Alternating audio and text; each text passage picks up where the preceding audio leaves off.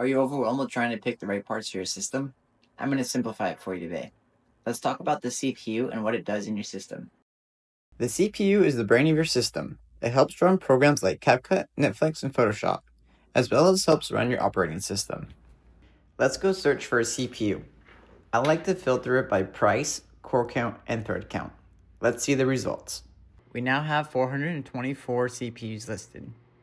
I like to sort the CPUs by boost clock speed. This will organize the CPUs from fastest to slowest. The CPU I'm using in my current build is a Ryzen 7 3700X. It has 8 cores and 16 threads and a max boost of 4.4 GHz.